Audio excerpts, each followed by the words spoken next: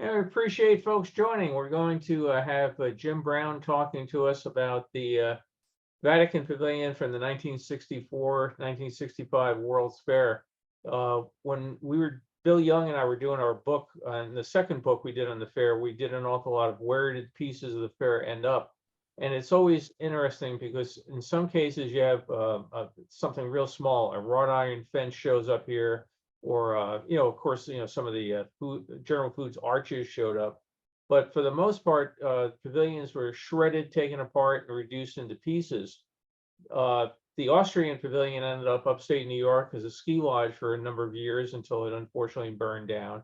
But I guess the largest pieces of real pavilions existing would be the Wisconsin Pavilion, which is turned into a radio station in Wisconsin, and probably the Vatican Pavilion. So I'm really looking forward to Jim's taking us through the pavilion and its relocation to Connecticut, and the fact that you can still go and visit it today. So without further ado, Mr. James Brown. Hi all, and yeah, I'm going to take you back to the Vatican Pavilion at the New York World's Fair, and here we go. Okay, we're inside the chapel, which is a portion of the building. Jim, and we're still just saying you and the church behind, or the pavilion behind you. Okay, you're not getting audio? We're getting the audio. We're not seeing inside the pavilion. Oh, okay. Let's try it again. Oh, that's why. Okay. There you go. Being your own control room as well as being on stage at the same time. Yeah. Okay. Give me a second here. Now it should be working, correct? Yes, it is working great. Thank you. Okay. As Bill said, there's a lot of artifacts still around in various places from the various pavilions. But yes, the Vatican Pavilion probably does have the most. In fact, from this picture, you can see this is the chapel in the pavilion. And if you go into the Groton, Connecticut church nowadays, you will almost feel like you're there at the World's Fair, as you'll see later in the presentation. Almost a year ago, myself and two other people, Frank, Gary Miller, and Fred Stern, we went up there to take pictures, and we managed to get Father Brian Converse, who was the pastor up there, to give us a very extensive tour. Now, there's basically one room, this room you see on the screen. Well, the current day version of this room, the chapel itself. But he spent quite a lot of time with us going through everything. We were talking about the World's Fair. We were talking about how his parish acquired all these different artifacts. Okay, now as we go back to before the World's Fair, when the planning was being done for this pavilion, the Pope at the time, which I forget the name, but we'll see it later in the presentation on a plaque. These are the architectural renderings of the outside of the pavilion and of the inside of the chapel. Now here we're showing where it was situated within the fair. If everyone can see my pointer, is the pointer showing up? Yes, it is. Okay. You all pretty much know the World's Fair, the Unisphere here, the United States Pavilion, the New York City Pavilion, the New York State Pavilion. But right down here was the Vatican Pavilion, and behind it was the Belgian Village. It was much larger than it appears here, although you can see from the width of this, it's almost as wide or wider than the New York State Pavilion. And you know how large that was. Now, in the upper portion of the pavilion was this large chapel where every day they would have mass said right there at the World's Fair. And I was in the room, but not during mass or anything. But I guess there were quite a few people that would go to the World's Fair and attend mass before visiting the rest of the fair. Now, the layout of the pavilion is like this. You come in here through this entranceway here. The Astro Fountain would be down around this area. And as you came in this long corridor was the queue area waiting to see the main attraction, which was the Pieta by Michelangelo. In this long corridor were many artifacts that you could look at on your way while you were waiting to enter the main show area. There'd be various paintings, statues, and artifacts from the Vatican that were brought over to the United States for the fair. This entire pavilion, if you really were to look at everything, you'd probably be in there quite a long time, because the thing was loaded with artifacts from the Vatican that was imported here. But the most important one was the Pieta. And what you did is when you got to the front of the line, you went through a series of doors here and into a very darkened room. And yes, the Vatican Pavilion did have a ride, but it was a moving sidewalk. There was 3 moving sidewalks that would take you past the Pieta. Of course, crowd control was a concern, so these would move people at a fairly slow rate, but enough to keep people moving. And those that did not want to be limited to the amount of time they'd spend in front of the Pieta would walk on the upper level here, where they could actually stop and view the Pieta. There was right about here, there was a large wall of glass, so people couldn't throw things at the statue or try to climb in there. However, I do know that somebody did manage to get in there through a security guard or something. He managed to get in there, and I'm not sure, maybe one of the other people on the show today know the story, but they did not damage it. It was actually damaged when it got back to Rome, but not while it was in our possession. And it was brought here on a boat where it was put in a big giant wooden crate that would float, and it was put up on top of the boat and not even attached to the boat. That's so that if the boat should sink, the Pieta would be saved. It would just float in the water and they could come and rescue it. Now, after you saw the Pieta, and later in the show, you'll see some photographs of the setting that was designed, the stage setting here for the Pieta. As you came off the moving sidewalks, you went into this big exhibit area. The first exhibit area had exhibits on, and I have notes here, the community of saints, various exhibits here. By the way, at the end of my segment, we'll be flashing up the information of how you can download a PDF version of this guidebook. And it's worth reading because it tells you what every one of these things were in the building. It's a very comprehensive guidebook. And I'm not going to really get into what all these exhibits were, because that'd be a very long show. But if you download the guidebook and you want to learn more about the pavilion, there's a lot more information there that I can give today. Then we move over to Area E, where there were several more exhibits. And this wall was a whole wall of glass looking out into the fair. And there were various flags hanging from the ceiling here, depicting, I guess, different parishes throughout the world of the Catholic religion. Then you come in this area, which is directly beneath the chapel, which is above. These 2 stairways on either side led you upstairs into the chapel. I don't think it was ADA in those days. There's no indication of an elevator here. But in the center of this lower exhibit area was a recreation of the tomb of, and I have it in these notes here. It was a replica of the tomb of St. Peter in the center here, which was built over in Rome and then shipped over here. All around the perimeter of this circular exhibit area were depictions of many, many different saints. Then you come in, and I'm kind of breezing through this quickly because it's all in the guidebook, and there's like a paragraph about each and every one of these lettered and numbered exhibits. Then you come into this final exhibit area, where on the ceiling was a recreation of Michelangelo's ceiling in the Sistine Chapel. And then you exited out through exit doors down below here. Now, up in the chapel, it was a full chapel, with about 200 seats or so. And we'll see a lot of pictures of that coming up next. Okay, going back to the exterior of the pavilion, the exterior walls had artwork all over them, and they too are outlined in the guidebook. This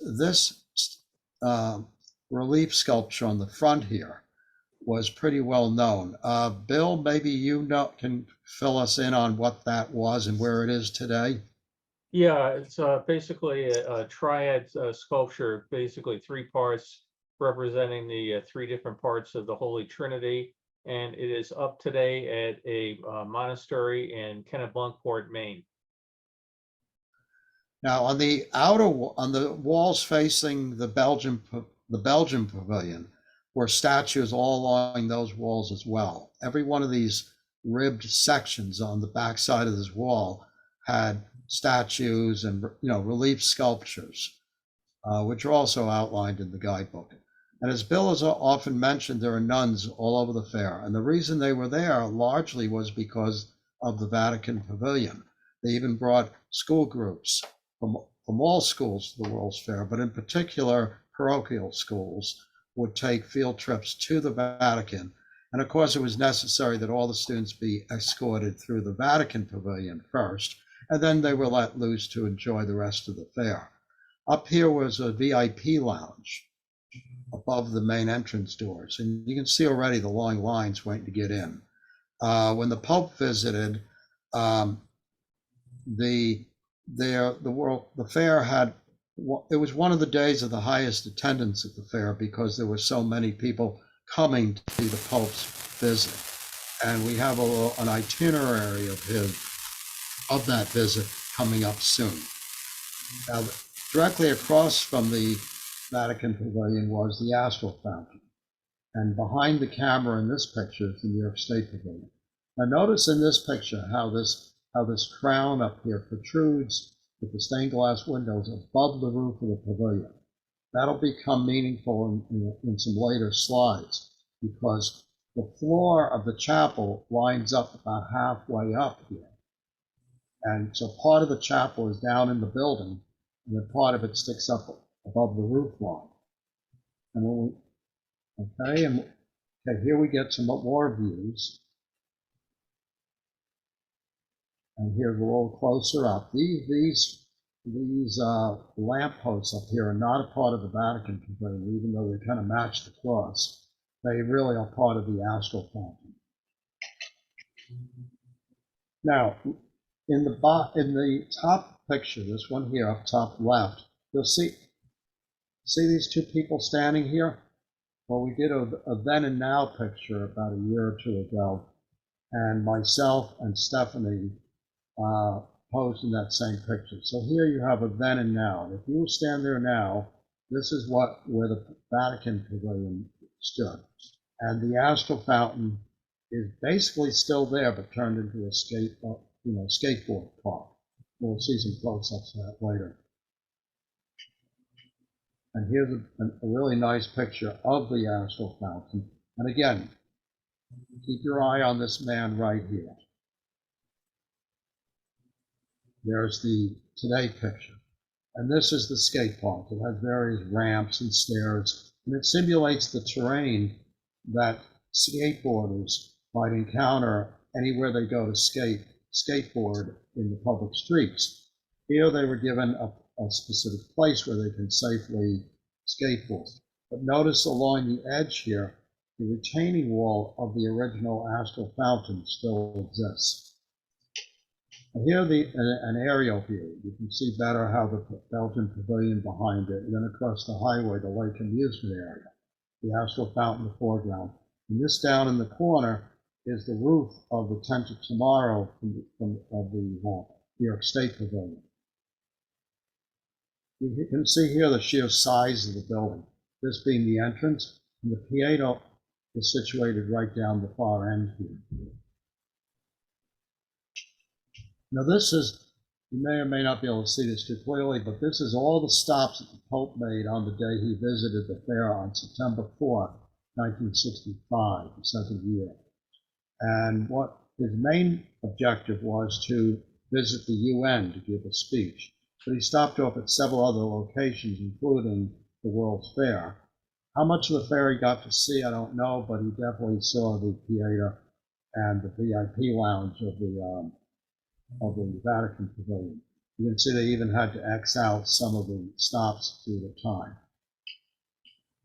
Now this is the setting in which the Pieta was situated in. It's not the same setting that it sits in at Rome, but they it was a Broadway stage designer who created this backdrop.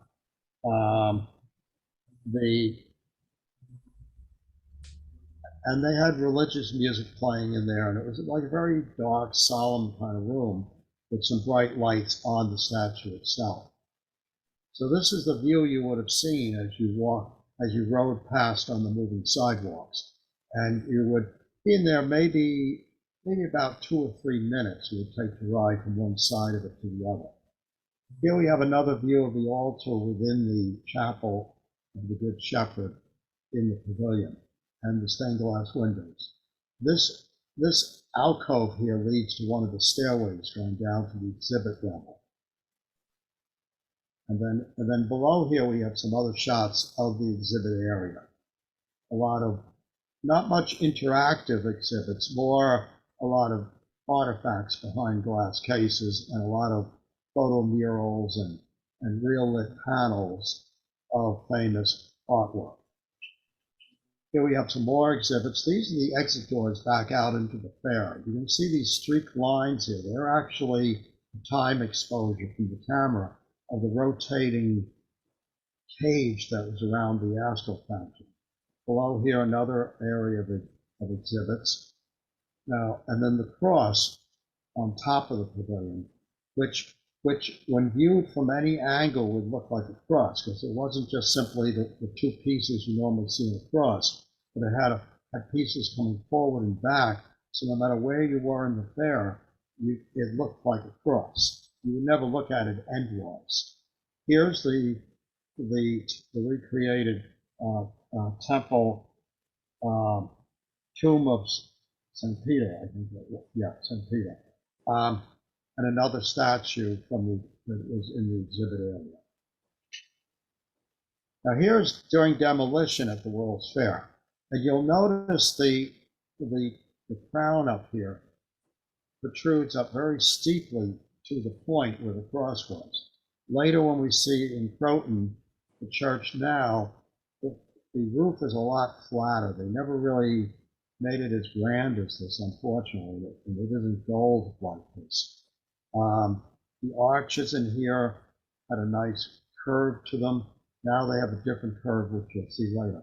But most importantly on this slide, you can see here where the roof of the rest of the pavilion came to line up with the side walls of the chapel. This being the ground floor of the chapel where the benches would be and the altar would be down this far end. And there's that alcove that leads to the stairway coming down to the exhibit area. Underneath here being that gallery with all these saints and the tomb. Everything you see in this picture, none of what's in this picture survived. Only the stained glass windows and artifacts, which we'll be seeing pictures of later. On the site today is this marker. It's a bench with this inscription here. But the pavilion was originally authorized by the Vatican, by Pope John the 23rd. But when it was completed, it was Pope Paul VI who came to visit. And here it mentions that his mission was to bring peace, a message of peace at the United Nations. And of course, it tied in with the whole theme of peace through understanding of the world. That was the theme of the World's Fair. Now, this marker, a lot of people think it was at the entrance to the fair. I mean, the entrance to the pavilion. It really wasn't. here's the entrance. Actually, it was over here by the exit doors. So, but I guess the idea was to have it facing more in towards the astral fountain. But it's, when I show people around the area, I always mention to them, you're not really at the entrance. The entrance is over here. Now, if you go there today, this oval piece of land here behind the astral fountain, opposite the New York State Pavilion, you go there today, you will see this is the area today. They sometimes have concerts there. This is not where they usually have the concerts. Don't get confused. That's a larger field beyond this one. But they do have some smaller concerts on the Vatican property. And here you can see, what's his name? The guy that gave out brochures at the DuPont Pavilion, Al Levy. He is standing right on the very spot where the Pieta was, which is right over here. And there is no marker there. This is actually a piece of dirt where the grass was worn away from many people plotting out the exact location.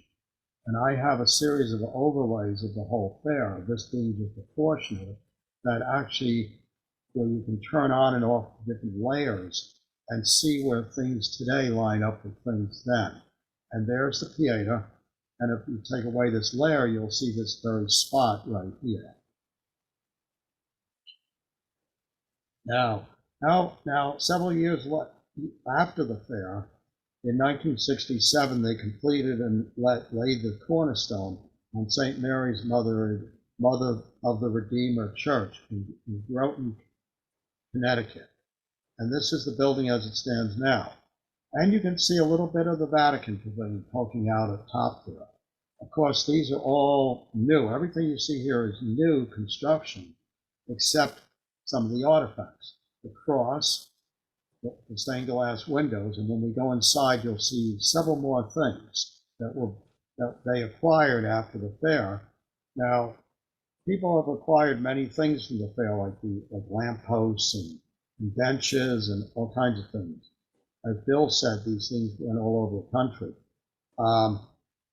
And you could buy these things at an auction or giveaway after the fair closed. Well, the St. Mary's bought or acquired some of the artifacts from the Vatican Pavilion and used them to build this new church. Unfortunately, they kind of alluded to the pavilion, but they kind of did their own creative thing. And as you can see, the roof is more flat. Now the cross, they never kept all of it. They only did the one horizontal piece, not the piece going the other way to make it a 360-degree view.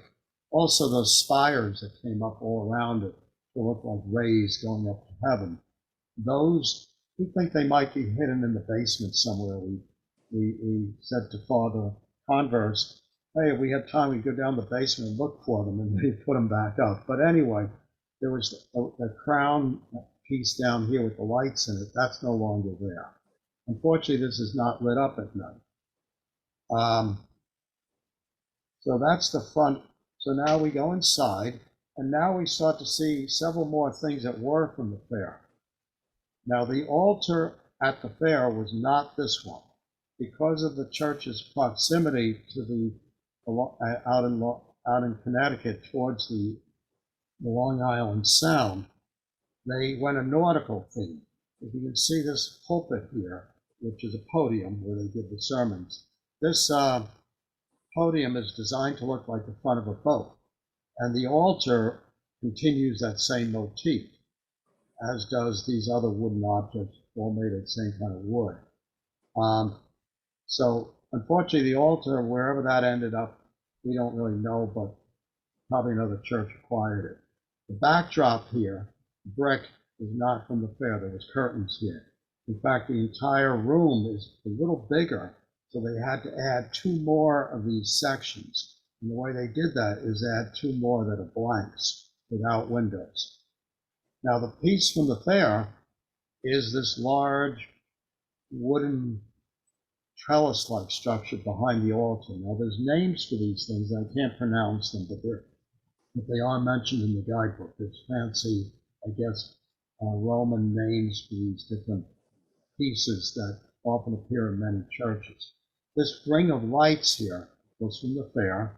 You notice there's a track along here where we think there was a curtain that could draw across in front of the altar during the fair. So this piece they kept. And this zigzag wood thing here is from the fair. And of course, this whole backdrop is from the fair. The cross is from the fair. These two statues, we don't know if they're from the fair, but behind them, they recreated a smaller miniature version of this backdrop. And throughout the room, all these wooden slats here were made to mimic, continue the theme of these vertical wooden slats. And the carpet, now it's blue. At the fair, it was like a gold color. Okay, there's the cross, rather plain looking, and there it is at the fair. We don't know why they didn't keep the whole thing, but perhaps some of those things might have got broken in transit. I don't know. Here's again the front of the building. Now, when you're in St. Mary's in Groton, you feel like you're at the fair. If you were to stand at the altar at the fair, this is the view you would have seen. The big difference is, and these are the original stained glass windows from the World's Fair, and these windows below here also. But the roof of the exhibit area lined up with this line. If you remember from the previous slides of the construction, the demolition, the roof lines up here. So these windows view down into the exhibit area. And these doors were not at the fair. This was continued more windows here. As I said, they expanded the size of the room. Therefore, they had room to add areas, bays along here that were not with windows. Okay, moving on. Here we have a close-up of some of the stained glass windows, and they were done in an abstract design, and they kind of blend in with the kind of architecture and artwork of the early 1960s. Now you'll notice here in these two close-ups of the windows, the lower windows are lighter shade than the top, and that I figured out. I don't think they knew this, people up at the church, but those lower windows, because they were indoors, they faced out into the indoor exhibit area. The light level wouldn't have been as bright in the exhibit area, but these were hit by the daylight. So during the fair, you probably got the impression that the brightness of both these windows, the lower and the upper, were the same. But of course, now they both face outdoors. And here again, we see some outside pictures during the fair so you can compare. Now, throughout all the windows, the lower windows, there are these additional depictions of the Stations of the Cross. And if you know Catholic churches, around the perimeter of the church are usually relief statues depicting the Stations of the Cross. And here you can see in the abstract design, they have each of the stations depicted. When we were there, we were kidding with sort of suggesting to them, the Father Converse, that right over here, because at the fair, if you look out this very window, you would have, of course, you would have seen into the exhibit area, but you would be facing right towards where the Pieta was in the pavilion. So we were saying to him, you ought to get a life-size replica of the Pieta and put it out here on the lawn in roughly the position that it was in during the fair. There's another view over the current day entrance. 4 views of each one of these photographs is a different set of windows going around the room. Now throughout the fair, of course, everyone knows these benches. They're the famous World's Fair benches, and they're everywhere. But there's benches that people don't really know too much about, and they were at the fair also. And here they are inside St. Mary's in Groton. These are also World's Fair benches. They were the benches that were in the chapel during the fair. Now, as they said, they had to make this room bigger, so they had to add more benches. And if you look off in the far end here, the side panels, the side armrests here, are a little different. They're a little bit higher up, and they are solid. There's no opening like this. So they sort of recreated these benches for the most part, and they're over here on the left and the right of the room. So those that have collected World's Fair benches haven't gotten all the types of benches that they want. Here's another view of the benches, and in this view, this wedding view, you can see how they added in more sections here to widen the room.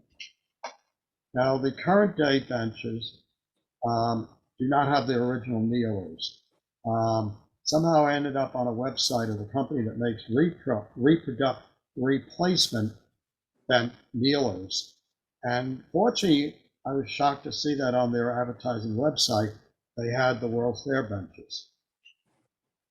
And here's another view of the altar area from different angles. And you can see some of this gold paint veneer on this lighting panel here starting to peel away. We were thinking that the New York State Pavilion Paint Project should adopt this pavilion as another one of our projects and do a little restoration of some of the World's Fair relics. Now, okay, we're just about done here, and I'm going to leave this frame up for quite a while so people can take down this information. But while I have, what's here is the PDF link to the guidebook, and then a link to Bill Cotter's World's Fair Photos website, where he has a section on the Vatican. And then lastly is the nywf64.com website, which is an encyclopedic account of almost everything you'd want to know about the World's Fair, including the link here directly to the page on the Vatican Pavilion. I'll come back to this slide, but I just want to end up with the slide of the address of the church, if anyone would like to go up there and visit the church. It's up in Connecticut, not a far drive from people who live in New York. Bill, you have somebody in the waiting room. Took care of it. Thank you. All right. Here's a photograph of Frank, myself, and my mind's going on talking. So, Gary Miller. Fred Stern is taking the photograph. So I'll go back to this other slide.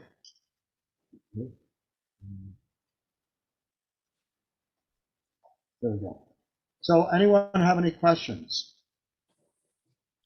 Well, that was really great, Jim, and made me feel I was back there. And being Catholic, I almost felt like I should be genuflecting every time that you showed a picture of the altar and walked across it. Just one quick correction. When they had the Pieta brought over here and shipped, it was actually attached to the deck of the ship so that if there was a storm, it didn't flip over or anything, but it was done with explosive bolts. So that the ship was going down, they would blow the bolts, the ship would go down, and as you mentioned, it would float. It was also equipped with dye markers and a buoy that would, or a beacon that would activate both lights and sonar beeps, so it would make it easier to ships. It was one of the projects my dad worked on to get the Pieta over here and back home.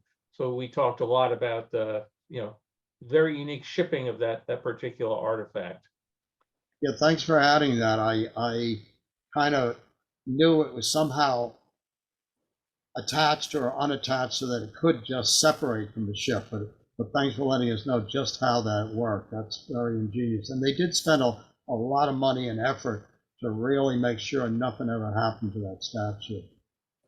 Yeah, if you've seen it over in Rome, I would say the New York presentation is far superior to the Vatican presentation of it. It was also safer for the statue because, as you said, it came all the way to New York.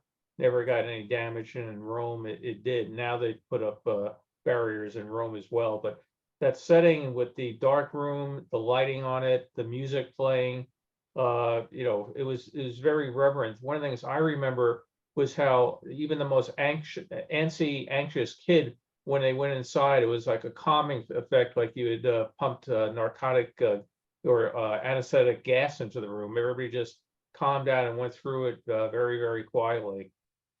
Mm.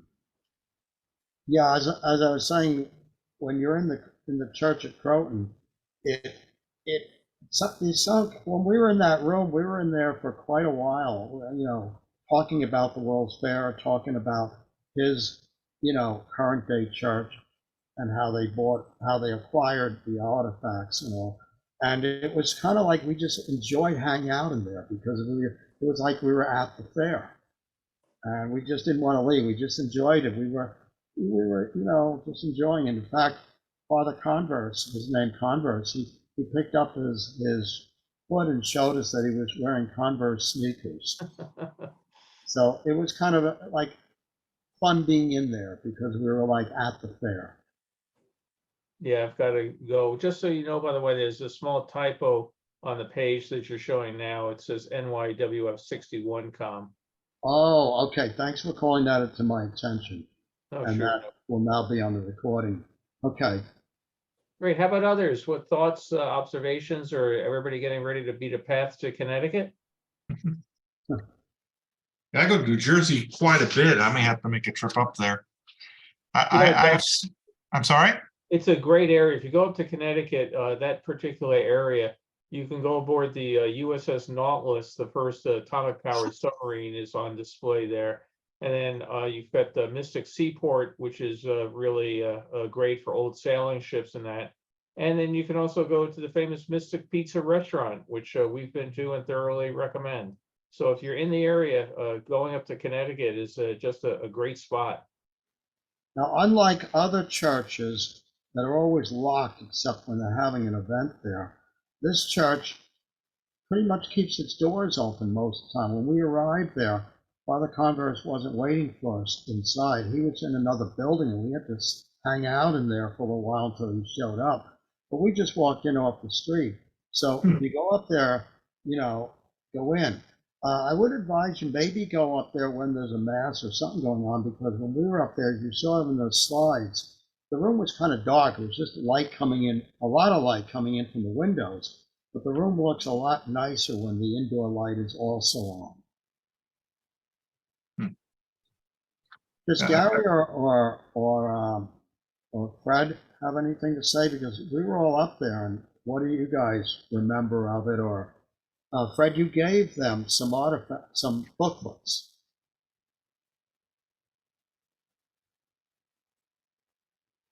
Maybe he's no longer with us. No, I think they should be able to unmute themselves. Or maybe if Fred left, I don't have all the thumbnails on my screen. They still do. Gary, I'm here. This is Gary. I'm here. Can you hear me? yes, and Yes. Fred should be here too. But hi, Gary. Hi. I just wanted to emphasize what Jim was saying on the benches in the interior about how they added some over on the side.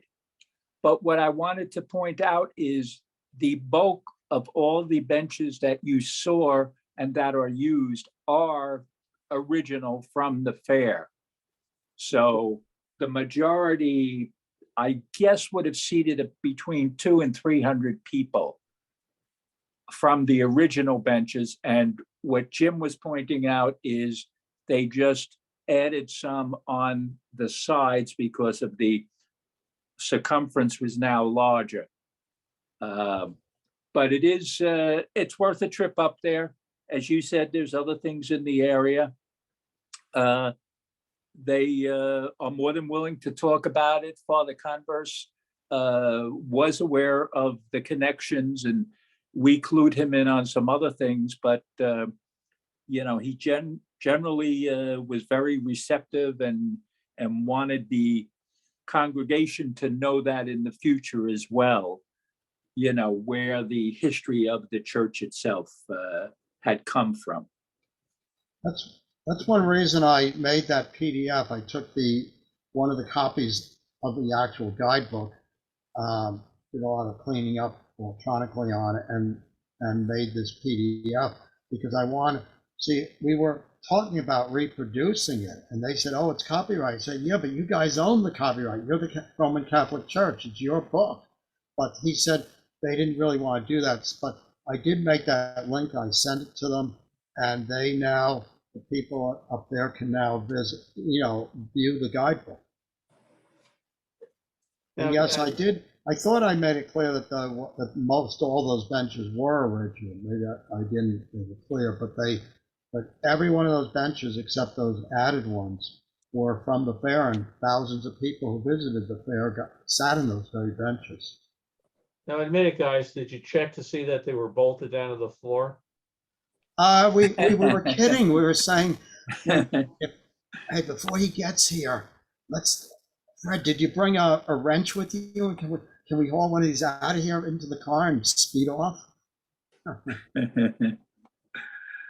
Well, I tell you, if you want to steal from the church, you'll be really finding out if there is such a thing as lightning bolts from heaven. Yeah. Well, we brought it back, but to the World's Fair, and put it right there in where it originally was, like we did other things. You know what? Yeah, when you're that's mentioning the marker that's there today, folks may not be aware, but a lot of people come out to that site and hold church services or religious services out there, not sanctioned by the Catholic Church, but sort of like, I don't want to say a sect, a cult or whatever.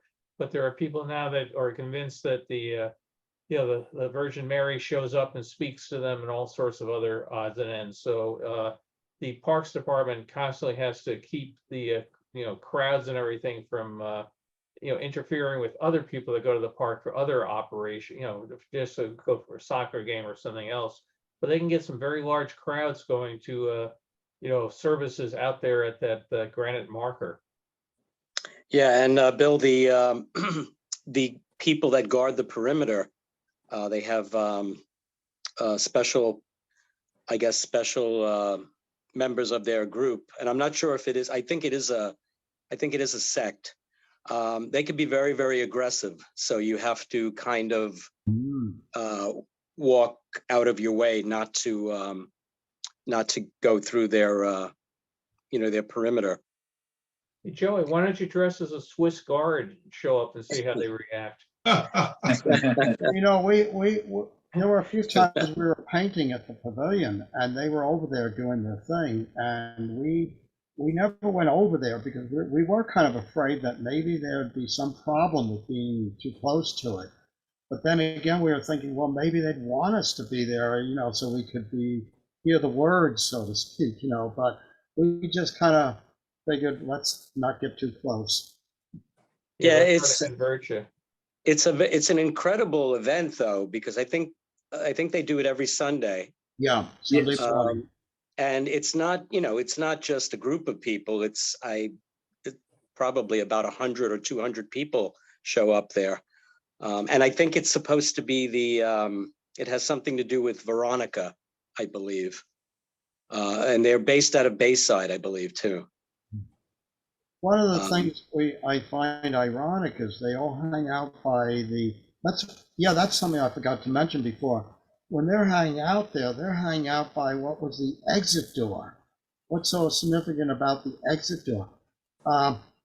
Where they should be hanging out would be where Al Levy was standing, pointing out the position of the Pieta. And that's really where it was sort of the epicenter of the pavilion, or even in the very center below where the chapel is situated. But they're actually hanging out near the exit door. Probably because the plaque is there. Yeah. Well, it's because the plaque's there. But if you really want to be in the spot where, let's say, their belief that the Blessed Mother is going to, or Jesus is going to appear there, it'd be more likely he'd appear on where Al Levy was standing in the picture.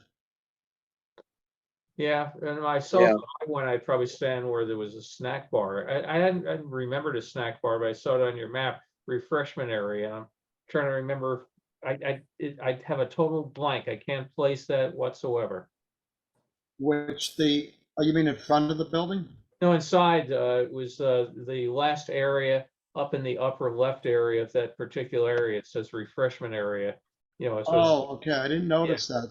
I didn't think I was even wondering if there even was a gift shop in there. Probably more of a gift counter rather than a whole room. there There was was a counter, yeah, Oh, with a okay. counter, and they sold stamps from the Vatican and right?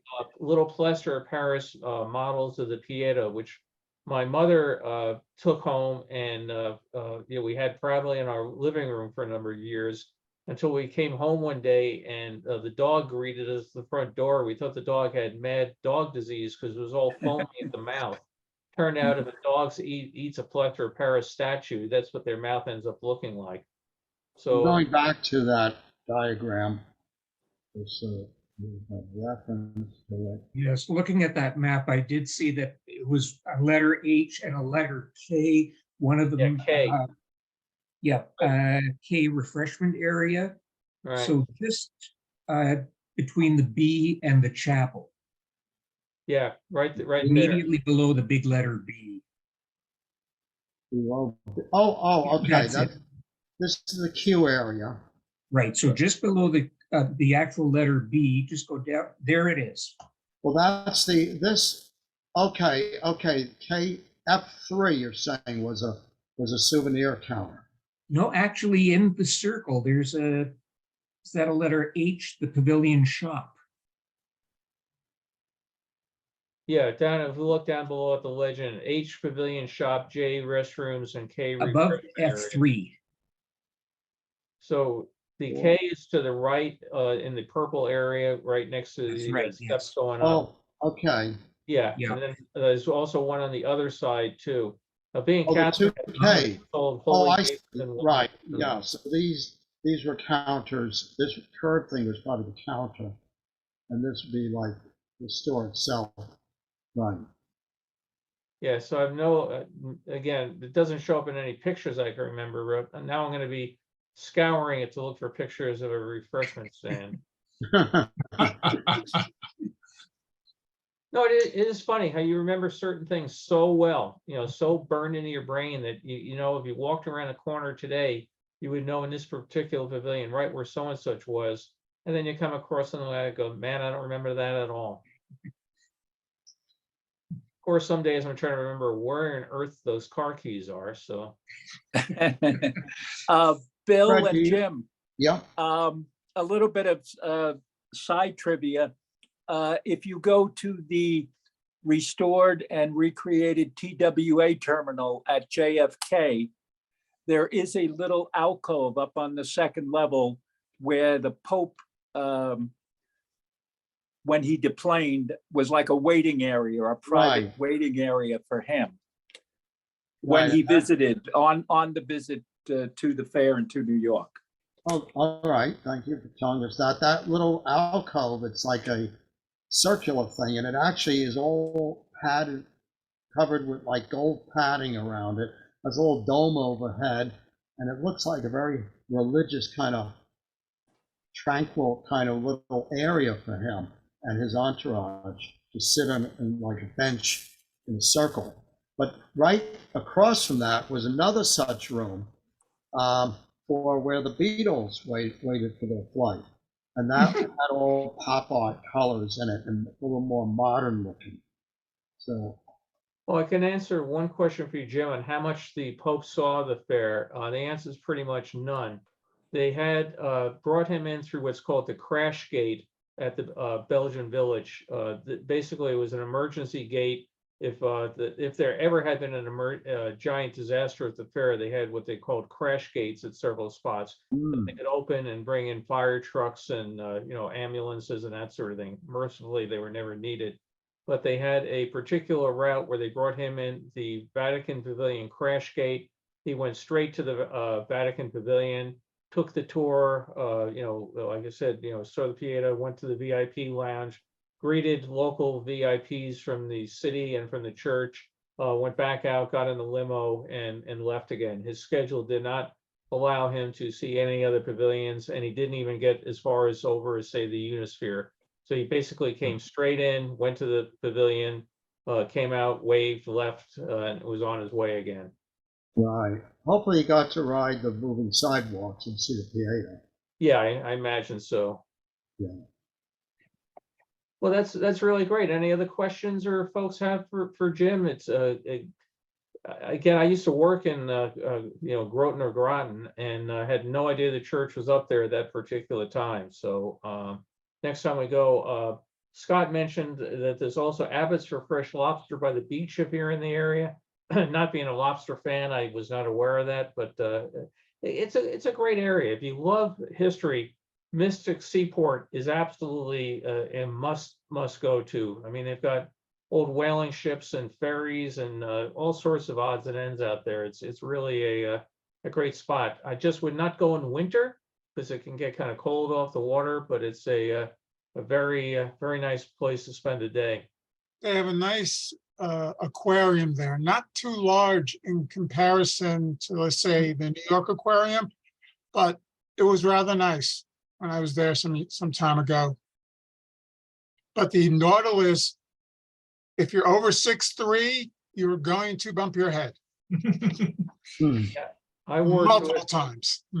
I worked with one guy in the computer field. It was with Sun Microsystems, and we found out we both had submarines in common in our background. And I told him I was he was the tallest submarine guy I'd ever met in my life.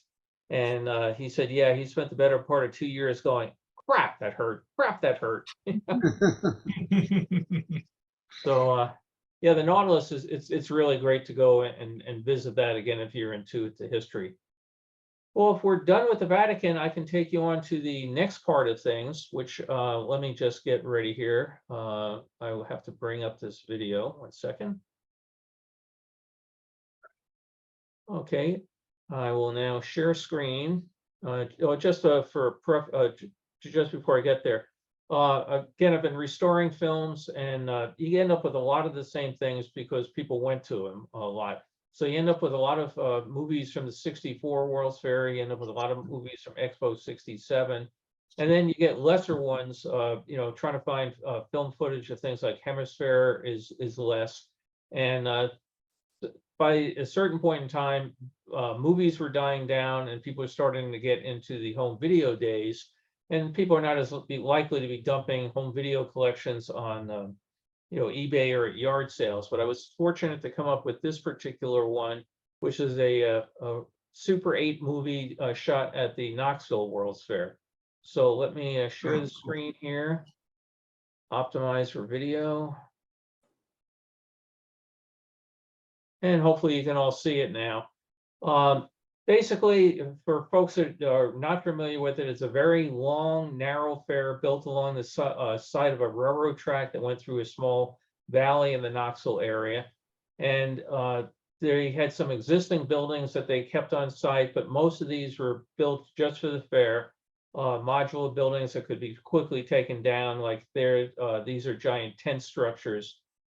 We're on the Skyway, which is they call it the Sky Transpo system. It was basically a ski resort chairlift put in that went along the line of it. That's the U.S. Pavilion in the background. Again, I have to apologize for the photographer. He sometimes did very quick bits. This tent structure was over a giant amphitheater. There had been talk about taking it all down when it fell into disrepair. It's been repaired and is there today. Bill, Yeah. I think you better check. I'm not seeing it. Yeah, myself as well. I'm not seeing the film. You're not seeing the film? Oh my Nope. goodness. Hang on. You're I seeing don't know. Even a lake. Sorry to cut your stream. No. Let me stop the film here. Share screen. It shows that it's sharing, huh? I don't see a share screen. There you go. You're in. Okay, now we got it. Now you got it. Okay, so I'm talking to myself all this time. Bingo. Let me go here back to the beginning. We heard you. We just couldn't see it. Oh, that's weird. Technology or user error. So now we'll catch up on it. So again, long rectangular fair. It did pretty well in terms of attendance, given the fact that it was in a very small city, had very little out of the area publicity. Out here in Los Angeles, for example, I don't think I heard of any publicity of the Knoxville World's Fair. So it did lose money, but it did have some interesting exhibits. The Sun Sphere, the theme structure is still there today, and has been refurbished. You can go up to the top and get some nice views of the city of Knoxville down below. So again, we're up on the chairlift, taking rides through there. The theme for this fair was energy.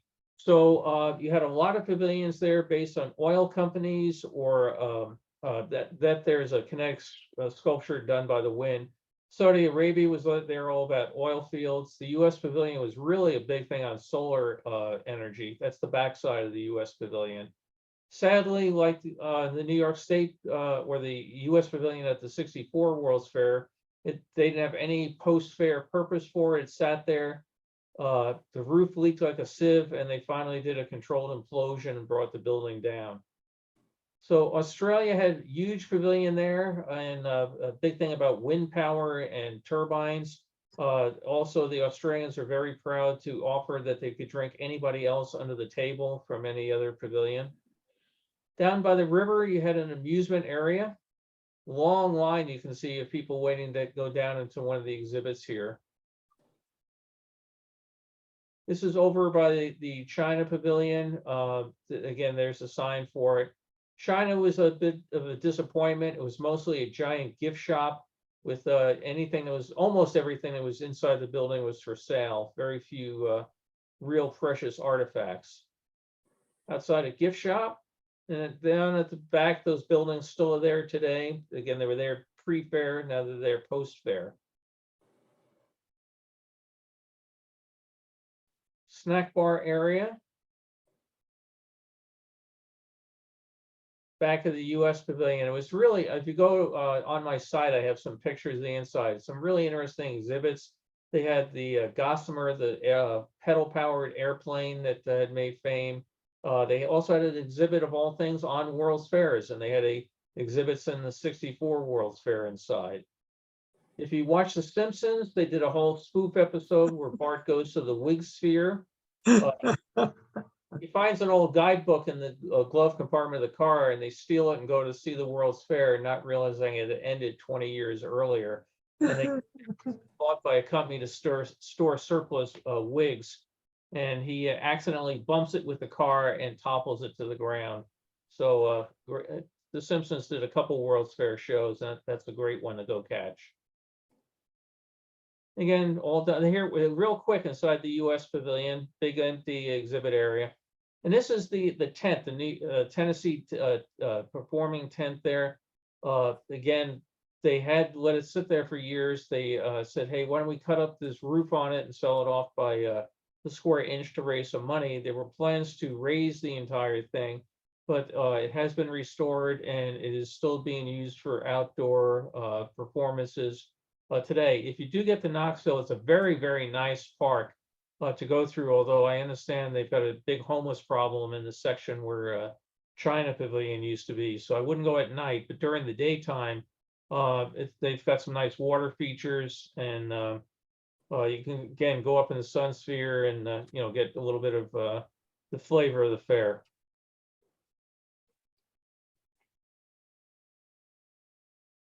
So while he or she, whoever took this, did some real quick shots of other things, they were apparently enamored with the stage show. You wonder how many other films exist where they show, some of these performances. You'd love to find some of the performers and get them a copy.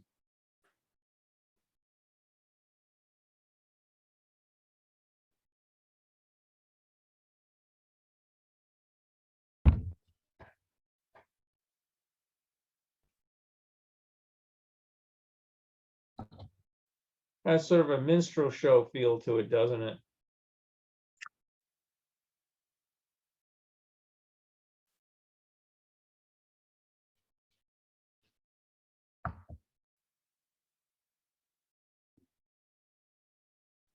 There's again the Sky Transpo system, just like the '84 World's Fair that followed after it. Pretty much purchased off the shelf system for taking a ride across the grounds.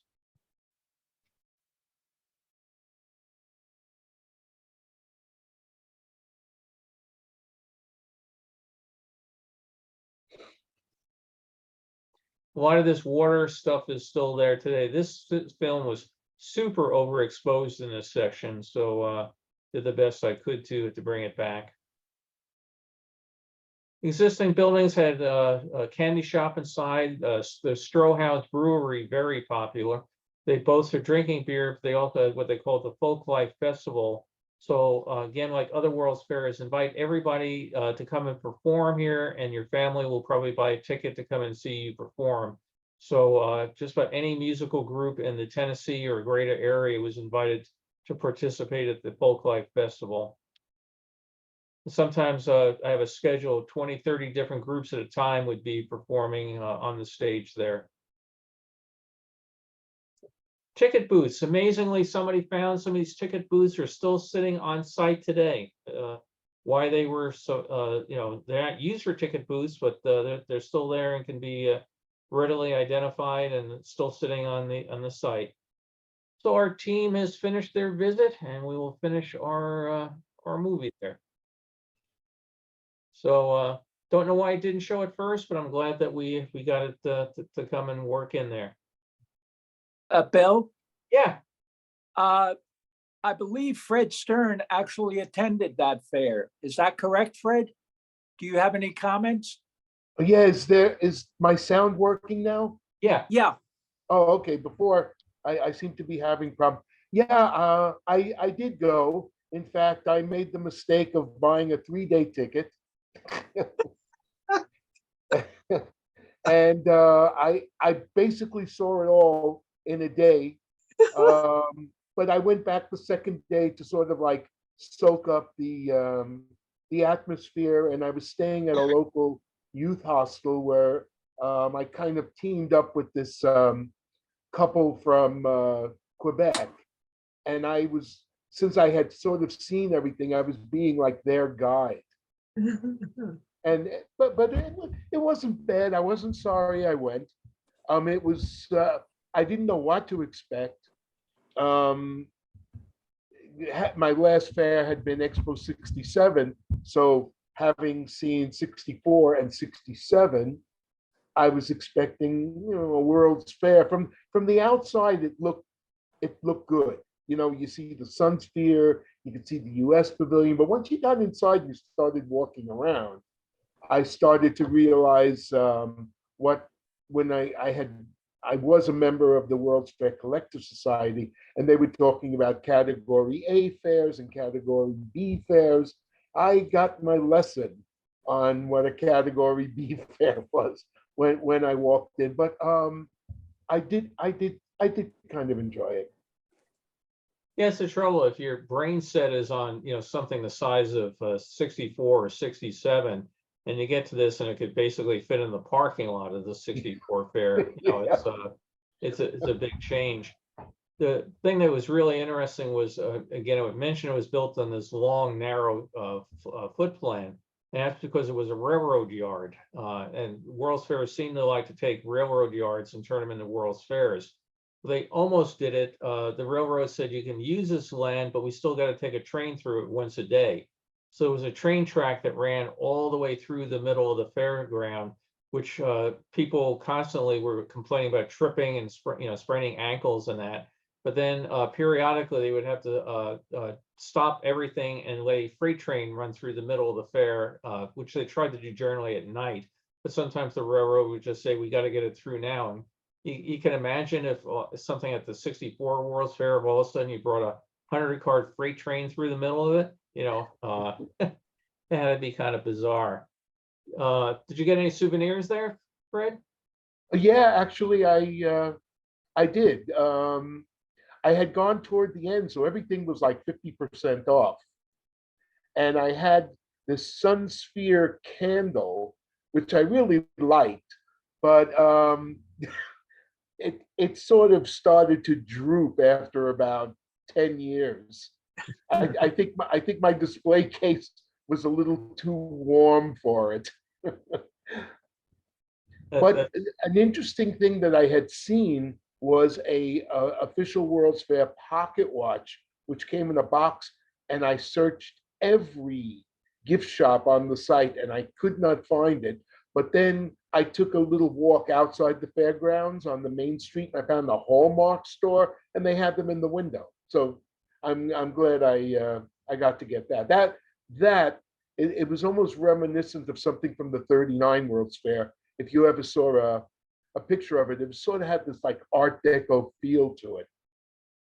That I still had, and I came across a ceramic Sun Sphere years later, which I didn't see that for sale on the grounds, and I would that was really nice. I would show it to you guys now, but the way I keep my World's Fair stuff, I'd probably be gone for about an hour and a half till I dug it out. Well, if we But ever do I another, don't know show- where you got that.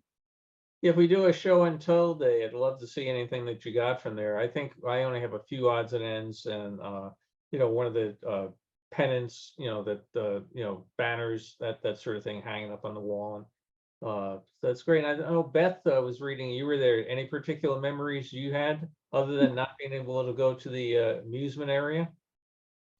Yeah, it's funny. I don't remember the amusement area at all. I'm pretty sure my parents said, you know, we can do that at home. We don't need to spend our time here on that.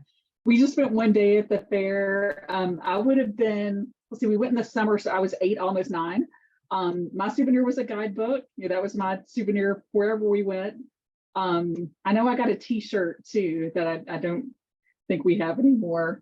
But no, I remember going and walking around, and I grew up in Memphis, and I remember that the fair was pretty heavily advertised across Tennessee. I know you said, Bill, you didn't remember a lot of press for it, but I know I've said on this with this group before that in Tennessee, it almost felt like it was your civic duty to go to the fair. So we made the drive from Memphis to Knoxville, and we had some cousins who lived there that we stayed with, and spent the day there and spent a little bit of time in Knoxville. So I have some memories. Probably the pavilion I remember the most was the Australia Pavilion. I don't really remember why that one stands out so much, but that's the one that I seem to have the strongest memories of when we, you know, like when I flipped through the guidebook. I think the Korea Pavilion too was one that was popular. So, Yeah, again, it was a small fair, but I think they went for really regional marketing. Like I said, if you can get everybody from Tennessee to come, you know, the millions of people live in Tennessee, you might, you know, do pretty well. But the odds of trying to convince somebody to come from LA, you know, probably pretty small. This was the days, by the way, for folks that may be familiar with Jake Butcher, I believe that's the name. And it was the infamous days of the Savings and Loan Association failures. And Jake was the big driving factor behind this fair, and he was also gotten the news more for bank fraud and other odds and ends. So the fair had its share of issues and financial shenanigans and other odds and ends. So you know, it won't go down in the annals of you know, the great fairs, but it's just like even you know, like the '84 one in New Orleans. A lot of people poo-pooed it. It was actually a fun event. You know, if you walked in and you know, your brain was not expecting the '64 World's Fair and you just accepted it for what it was, you could have a pretty good time, and you know, just walking around seeing the shows and eating the snacks. Do you remember the snack that they sold there? I'm trying to remember, it was corn chips with something dumped on top of it. I mentioned it in the book. Came out at the Knoxville Fair, and then the concessionaire put it at the New Orleans Fair, and it was a huge hit. Pietro's, I think it was called, something like that. But evidently it was, you open up a bag of corn chips and you poured some sort of dressing or something, whatever, on it, and ate it as you walked around out of the bag. And that guy made a zillion dollars out of selling corn chips with stuff dumped on them. So, you know, their version of the Belgian waffle. And if you go to the sites where people that worked at the fair say, oh man, I haven't had a Pietro's since whatever. There's nothing whatsoever stopping you from getting a bag of corn chips and doing it yourself. But it's not the same, right? Unless somebody serves it to you on a paper plate. Does Beth or Fred have any comments on the Sun Sphere itself when you went up inside? Were you impressed? No. No, I mean, when I was like 8, it was more impressive. We went back 10 or 12 years ago when my kids were little, and it's definitely not impressive. Now it's kind of nice to be able to see the views from up there, but you know, my kids were not impressed. They were maybe 4 and 6 at the time. And the gold colored glass made it impossible to take any really good pictures. Right. Yeah, it was during the day of the fair, you had a Hardee's restaurant, fast food place at the base of the Sun Sphere, and then a nicer, swankier place up top. When Carol and I were back there a number of years ago, again, the Sun Sphere had closed, you know, when the Simpsons were making fun of it, it just sat there, just like the New York State Pavilion. The city didn't know what to do with it, and there was talk again, it's leaking, we take it down or whatever. And then somebody's civic minds realized it does put Knoxville on the map. It does get people to, you know, think about it. So they refurbished it. And Carol and I went up. They had what you call it, the elevator. I think they charged $0.25 self-service to go up to the top. And there were displays, you know, showing this is this building, that's that building. But they were just getting ready to reopen the restaurant. And the woman we were with said, oh, let's just get off at that floor in the elevator, which we were not supposed to. And we got off and walked through it. And the restaurant people were very pleased to show us what they were doing and building their restaurant. And they had, the thing I remember, they had miniature copies of the Sun Sphere that were going to be used for table centerpieces. And again, the sort of thing is, oh, I could fit that in a suitcase. No, I won't do it. I won't do it. But it was interesting to go through the restaurant and building. I don't know how well it's done.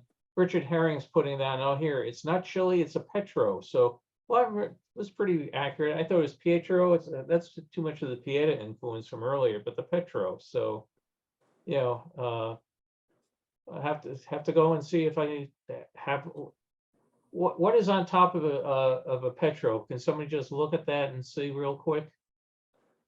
Chili and various toppings. I'm just about to post a link to the history of Petros. Apparently, there's still a chain. Yeah. Yeah, now they put that stuff in a Frito bag and call it a walking taco. Yeah. So Knox News says its original name was a petroleum belly. yeah, that's funny. Yeah, Petros. Yeah, the debut at the 1982 World's Fair. So like I said, and then it became a big thing in '84. That was the big snack food for 1984. So boy, it just shows maybe there's something out there we can all do that we don't think about. You know, mom's recipe. I was trying to convince my wife the other day. She made a really nice chicken pasta salad, and I was trying to convince her to become the next Paul Newman. I mean, she makes a really, really great dressing. Then I started thinking, do I want thousands of jars of, you know, dressing around our kitchen? Probably not, but you know, she could probably do real well on that. Bill, you Yeah. should publish a cookbook on all of the favorites from all of the different fairs over the years. Well, that's a thought. It would be real interesting, you know, go back, you know, to Belgian waffles and Petros, but also, you know, the introduction of things like root beer and, you know, that some other odds and ends from fairs. I'll put that on my list. So great. Appreciate everybody joining. Any other questions, thoughts? Jim has his hand up. Jim? Yeah, I too was at the Knoxville, and Great. for me it took the 3 days because I went through it in a lot of detail, knowing I didn't do that at 64 because I was too young to know to literally go into H and everything there. I did cover that fair from end to end, and the Australia was probably one of the most World's Fair-like pavilions with the most audiovisual and all that. But the one behind me in the picture is the Federal Express Pavilion, which was probably the most multimedia World's Fair-like building in the entire place because it had that multi-image screen presentation done by Stan Goldberg. And he was on Bill's show about a year ago. I brought him on the show for Bill. And I remember, and in the on his website where you see playbacks of previous episodes, there was an episode in which Leonard Levitan was on that show. I don't think Stan Goldberg was, but there was a lot of talk about that pavilion on that show, and it had a pre-show room with a movie.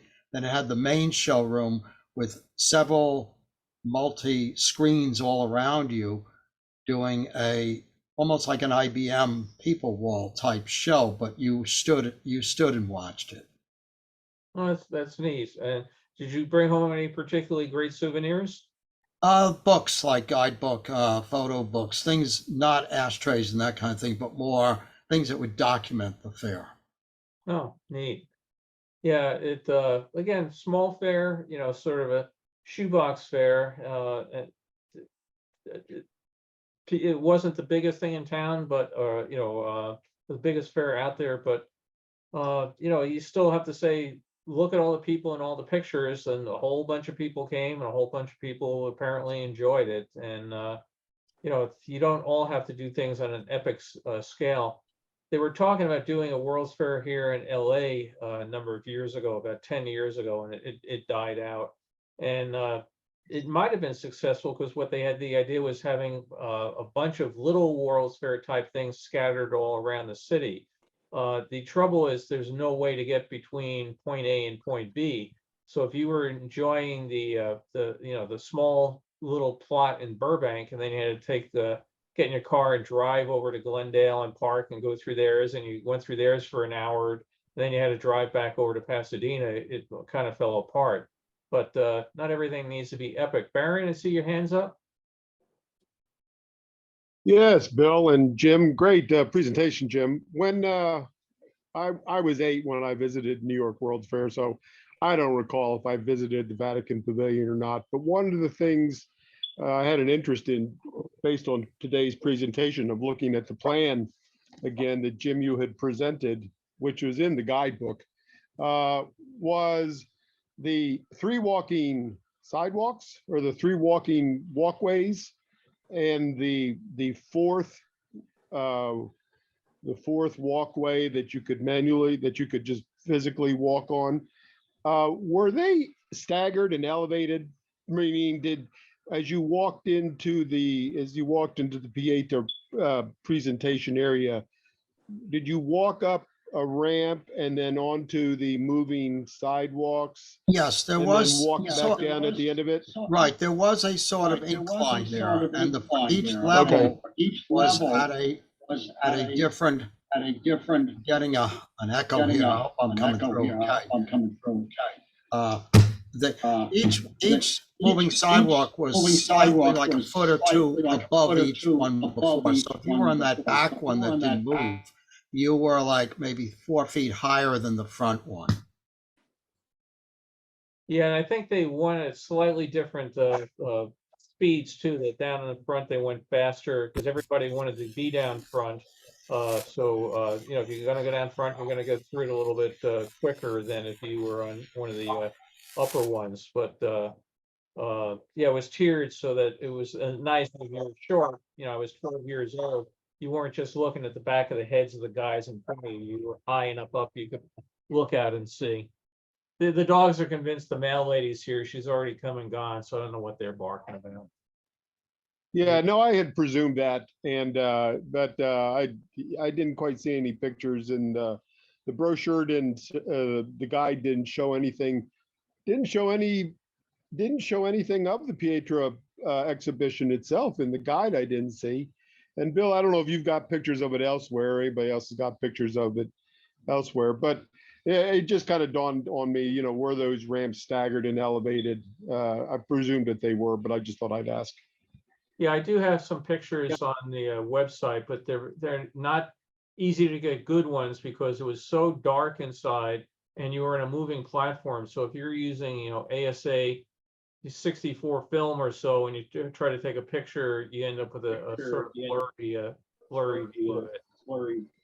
Well, I guess in professional, nobody went ahead and took pictures of that area professionally for presentation or anything like that. I'm sure they're out there somewhere. But when you were in there, they told you right away, no flash photography. And if you did, it just bounced off the glass anyway, and you didn't end up with much of anything.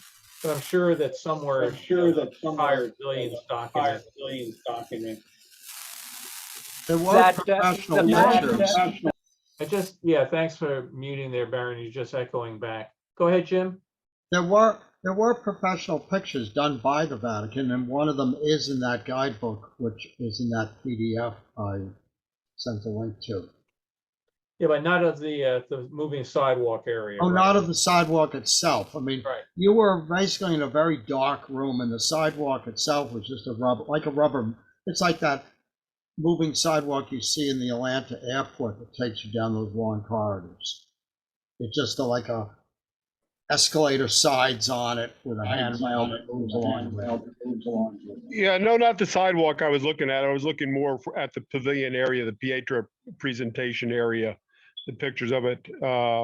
And I guess, looking at it from not behind the glass where the visitors would stand, but with essentially the removal of the glass to see exactly, the diorama or whatever the presentation was in there itself.